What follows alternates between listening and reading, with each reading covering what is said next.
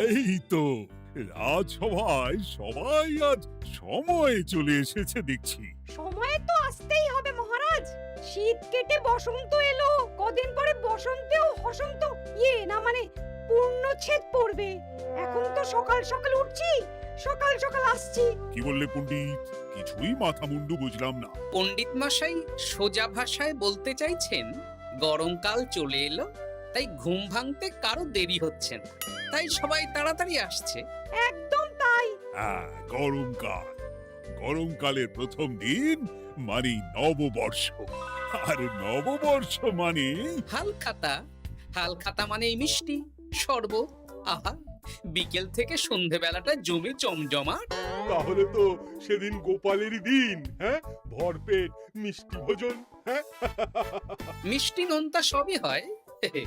যে কটা জায়গায় নিমন্ত্রণ পাই সব দোকানে কিছু অগ্রিম দিয়ে হালখাতা চালু করি, আর তারপর শুরু হয় ভুনিভোজ। এটা অত বড়াই করে বলার মতন কিচ্ছু না। আমি প্রত্যেকটা দোকানে ধার মিটিয়ে শোধ করে আসি, কোথাও কোনো ঋণ থাকে না। নতুন বছর নতুন জীবন, দেশ বিদেশ থেকে যে কত নিমন্ত্রণ আসে সে আর কি বলবো। দেশ বিদেশ থেকে নিমন্ত্রণ আসে আপনার? সত্যি কথাই বলছি, আমার বাড়িতে কত নিমন্ত্রণ আসে জানো? জানলে তোমার চোখ কপালে উঠবে। বাবা, বাবার কিছু নেই, খরচ করতে হয় বুঝলে। তোমার মতন কিপটে নাকি? তাহলে সব নিমন্ত্রণ আপনি নিজে গিয়ে রক্ষা করেন? রক্ষা করিবই কি, ধার দেনা না থাকলেও অগ্রিম দিয়ে খাতা খুলে আসি। বাবা,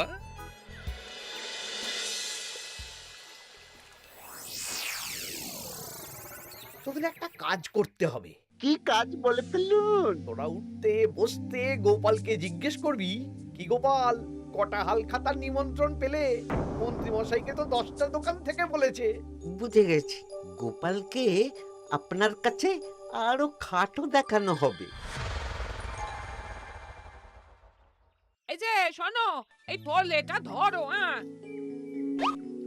আর মুদির দোকান থেকে 500 মুগ ডাল আর 1 কেজি চিনি নিয়ে এসো তো।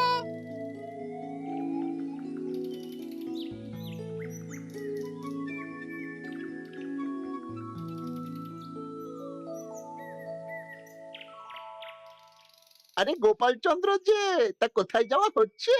নিজের বাড়িতে যাচ্ছি।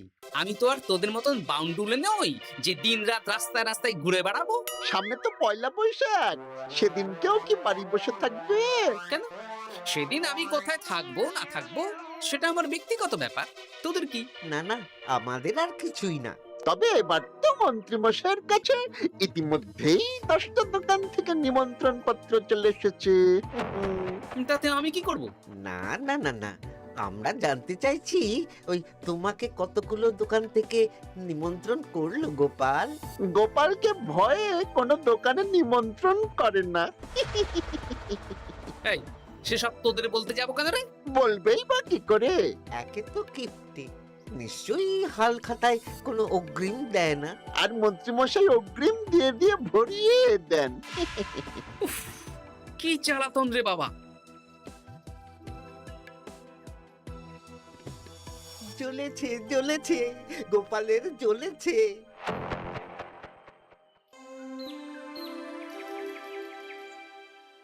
তা কি খবর বলো? সবাই হালখাতার কেমন নিমন্ত্রণ পাচ্ছ? আমার মহারাজ ওই 2 জায়গা থেকে নিমন্ত্রণ এসেছে, ভোলার দোকান আর এক মুদির দোকান থেকে। আমার একটা কলমের দোকান থেকে নিমন্ত্রণ এসেছে মহারাজ। মহারাজ, আমার ওই একটা কামারশালা থেকে নিমন্ত্রণ এসেছে, আর মুদির দোকান থেকে। আর মন্ত্রী, তোমার কি খবর? মহারাজ, আমার আপাতত 17টা নিমন্ত্রণ এসেছে। বেশ বেশ। আমি তো আর গোপালের মতন কিপটে না, গোপালকে লোকজন ভয়ে নিমন্ত্রণ করে না। এই এই এই, তোমরা ঝগড়া করো না, আমি যেটা বলছি সেটা শোনো। পয়লা বৈশাখের দিন দুপুরবেলা রাজবাড়িতে তোমাদের সবার নিমন্ত্রণ রইল। সেদিন দুপুরে একটু খাওয়া দাওয়া হবে। বাহ, তাহলে তো বাংলা নববর্ষের প্রথম দিনটা জমে যাবে। একদম। কিন্তু সন্ধেবেলাটা জমবে না। কেন? আপনি এমন কেন বলছেন মন্ত্রী মশাই? কারণ এই হাল খাতায় তোমাকে কজন আর নিমন্ত্রণ করবে বলো? যতজনই করুন না কেন, আমি অগ্রিম দিয়েই আসি। সে তুমি পেটুক বলেই যাও, কিন্তু এবারে তোমার থেকে আমি অনেক বেশি নিমন্ত্রণ পাবো। আবার শুরু হতে চলেছে। এই তোমরা থামো। পণ্ডিত, নববর্ষের দিন রাজবাড়িতে পুজো হবে।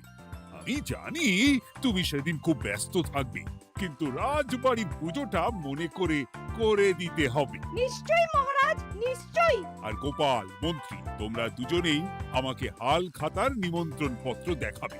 কে কতগুলো নিমন্ত্রণ পত্র পেয়েছো? এতেই বোঝা যাবে যে কে কত জনপ্রিয়।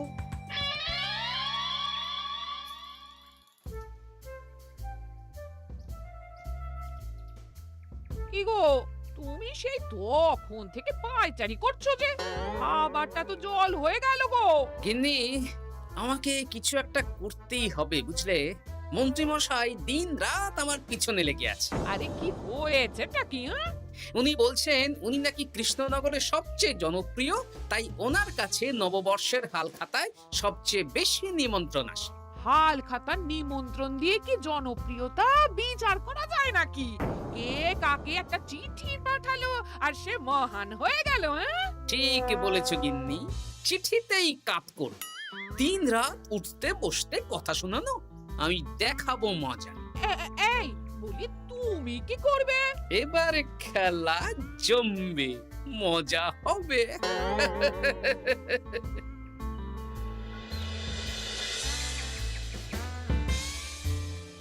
কাজ হয়ে যাবে তো? হ্যাঁ হ্যাঁ, হয়ে যাবে গোপাল দাদা, কোনো চিন্তা করো না।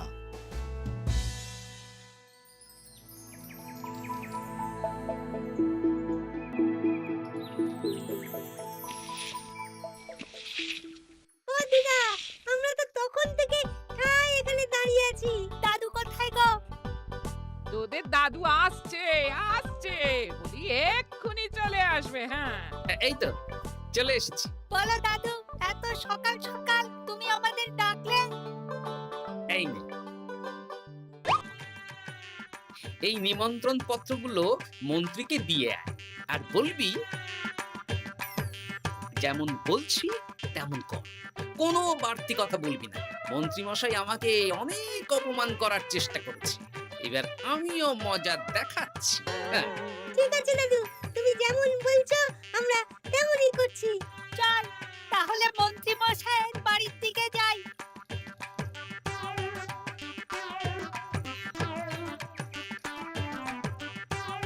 আরে ওই তো বটা কাকা, ঘটা কাকা, চল ওদেরকে গিয়ে ধরি।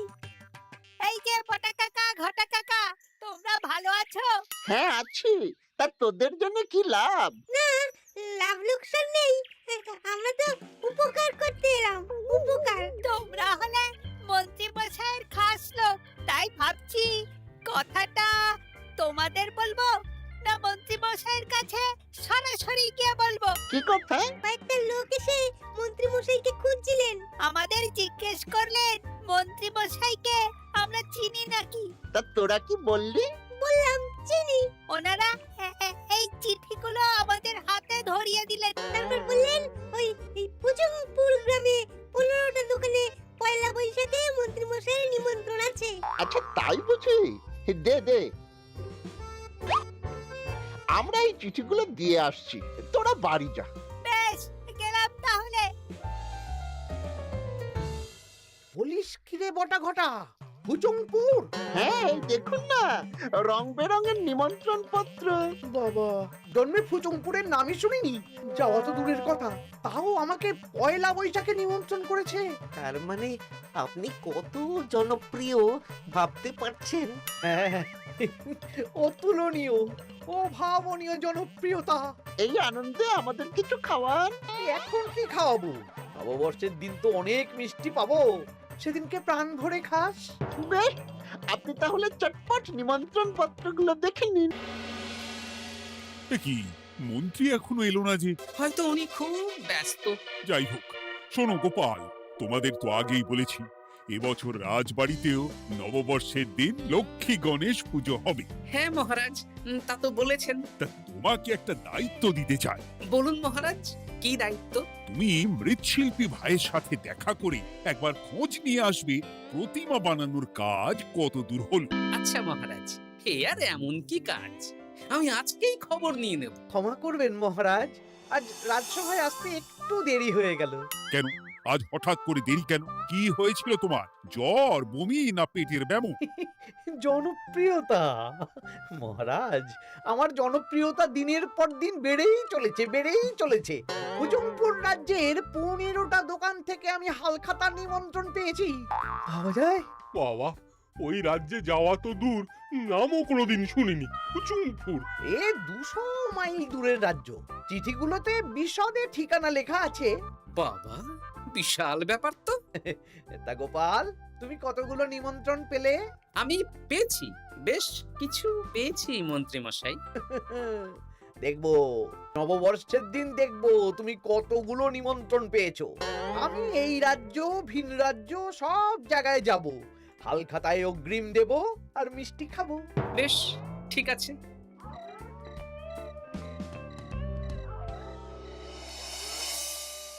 এবার মজা হবে।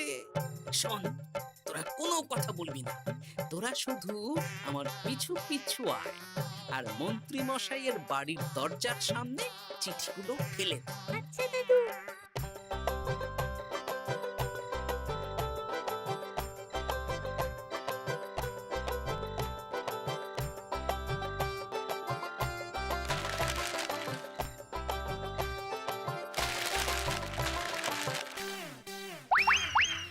বল এবার তোমার দিকে। ঠিক বলেছিস। মন্ত্রী মশাই উঠতে বসতে অনেক অপমান করেছেন, ওনার জনপ্রিয়তা বেশি, তাই ওনার অহংকার। অহংকারে মাটিতে পা পড়ছিল না, তাই না দাদু? একদম তাই।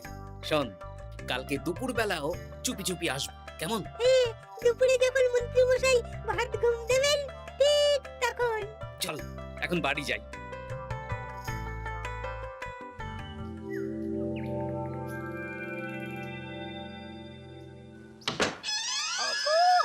ওগো দেখে যাও গো। কে গো? তুমি কোথায়? বাইরে এসো, বাইরে এসো। আরে কি হলোটা কি? সকাল সকাল চিৎকার চেঁচামেচি করছো কেন? আরে আরে আরে দেখে যাও আগে। আমাদের বাড়ির সামনে কত চিঠি, হাজার হাজার হাজার চিঠি। সত্যি তো। ওরে বাবা, এত চিঠি! দেখি দেখি দেখি। কিসের চিঠি গো? হালখাতার নিমন্ত্রণ গো, ঘ্যাচাংনগর গ্রাম থেকে। দেখি এটা এটা দেখি মল্লপুরের মুদিখানা, দক্ষিণনগরের দশকর্মা। ওগো, এইসব জায়গা তো নামই শুনিনি। তাই তো দেখছি। আমি এত জায়গায় নিমন্ত্রণ রক্ষা করব কি করে? শুধু নিমন্ত্রণ রক্ষা নাকি, হালখাতা যাওয়ার মানেই অগ্রিম দিতে হবে। এখানে কম করে 1000 খানেক চিঠি আছে। গতকাল সকালে তুমি 15টা চিঠি পেয়েছিলে। তার উপর এই রাজ্যের বেশ অনেক কটা দোকান থেকে নিমন্ত্রণ এই সেরেছে।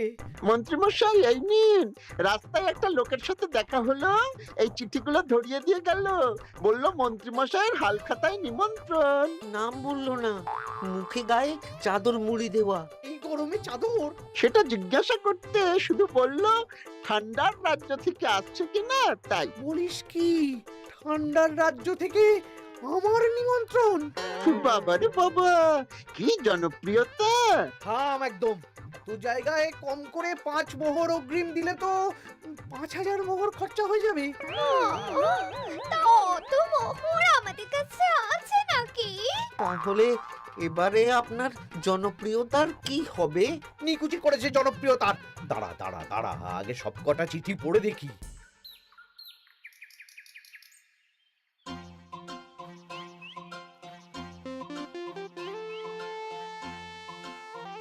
আরে এই তো পটু ভাই, তোমার বাড়িতে যাচ্ছিলাম। ভালোই হলো, দেখা হয়ে গেল।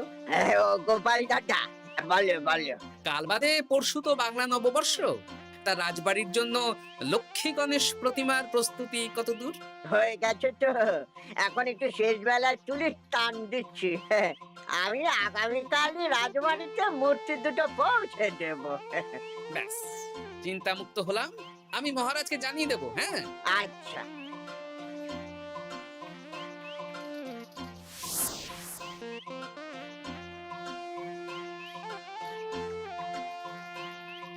পুটির বাবা, তোমাকে সকাল সকাল যে কাজটা করতে বলেছিলাম সেটা করেছে তো?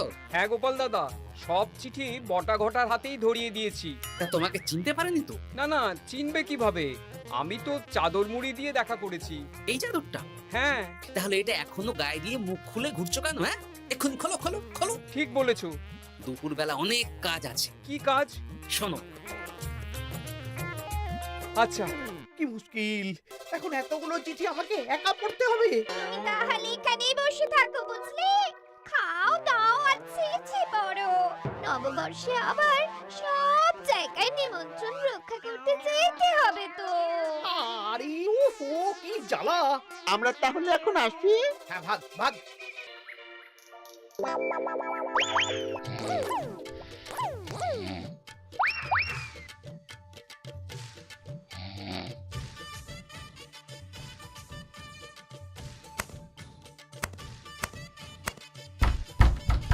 কে রে? এবার মন্ত্রী মশাইয়ের মাথা কাজ করবে না। এত চিঠি গুনতেই পারবেন না। ওরে বাবা রে, আমার কান্না পাচ্ছে। এখানে তো পাহাড় সমান চিঠি। কোথা থেকে না কোথা থেকে আমাকে নিমন্ত্রণ করছে। তুমি এত জায়গায় যাবে কি করে? আমি বুঝতে পারছি না। ঢোকাও ঢোকাও, সব চিঠি ঘরে ঢোকাও।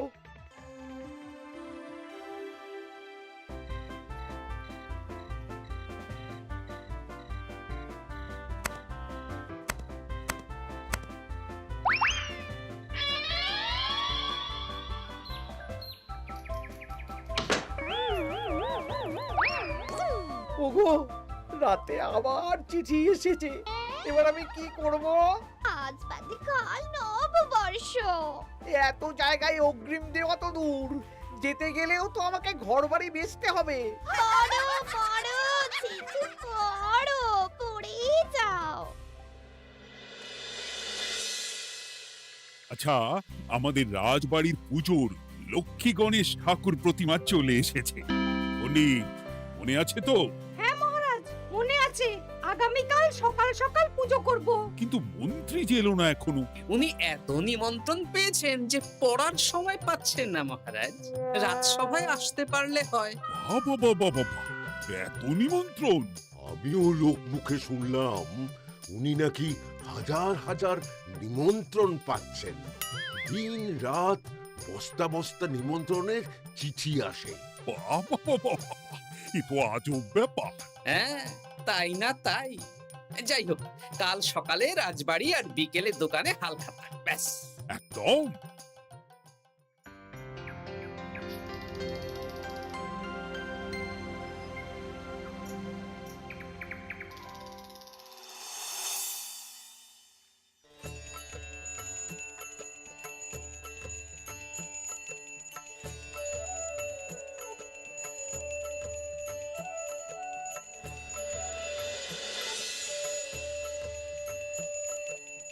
শুভ নববর্ষ মহারাজ। শুভ নববর্ষ। দেখো দেখো, আরতি দেখো। পুজো হয়ে গেলে সবাই মিষ্টি মুখ করে তবে যেও কিন্তু। নিশ্চয়ই নিশ্চয়ই মহারাজ। আজ তো পেটে মিষ্টির বৃষ্টি হবে। হ্যাঁ, শুধু মন্ত্রীটা এলো না। উনি এখনো চিঠি পড়ছেন, থুরি গুনছেন।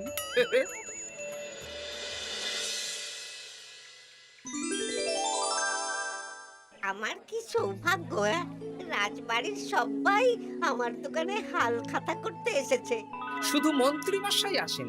হ্যাঁ, ওকে কদিন ধরে রাজসভাতেও দেখছি না। ভোলা, এই নাও তোমার অগ্রিম। আমাকে যেতে হবে। এ কিরকম হালখাতা রক্ষা মন্ত্রী মশাই? শুভ নববর্ষ বলুন, আমরা সবাই এখানে আছি। সবার সাথে কথা বলুন। হ্যাঁ, এ তো অভদ্রতা। তুমি দাঁড়াও। মহারাজ, আমাকে ছেড়ে দিন। আমার মাথা কাজ করছে না মহারাজ। কত হাজার যে নিমন্ত্রণ পেয়েছি, ঠিক ঠিকানা নেই। তা সব নিমন্ত্রণ রক্ষা করতে পারবে তো মন্ত্রী? না না না অত সম্ভব নাকি? দেশ বিদেশ, এই রাজ্য ভিন রাজ্য, ফচংপুর, হ্যানা ত্যানা সব জায়গা থেকে নিমন্ত্রণ পেয়েছি। তাহলে আপনি যে রাজসভায় বড় মুখ করে বললেন আপনি নববর্ষের দিন যত জায়গায় নিমন্ত্রণ পান সব জায়গায় হালখাতা রক্ষা করেন আর অগ্রিম দিয়ে আসেন। আমি জানি নাকি যে এত নিমন্ত্রণ পাবো? তাহলে তো মন্ত্রী তুমি ভুল করেছো। সেদিন গোপালকে নিচু দেখানোর জন্য অহংকার করা তোমার উচিত হয়নি। হ্যাঁ, আমার ভুল হয়েছে। আমাকে ক্ষমা করুন, অনেক দেরি হয়ে যাচ্ছে, আমাকে যেতে দিন। এই রাজ্যের নিমন্ত্রণ রক্ষা করে অন্য রাজ্যেও যেতে হবে মহারাজ। অন্য রাজ্যে কোথাও যেতে হবে না মন্ত্রী মশাই, সে কি? কেন? কারণ সব চিঠি আমি পাঠিয়েছি। একটা ছাপাখানায় বলে বিভিন্ন জায়গার নিমন্ত্রণ পত্র ছেপে আপনার বাড়ি পাঠিয়েছি। হ্যাঁ নয় হ্যাঁ, যাতে আপনার বছরের প্রথম দিনে অহংকার ভাঙে।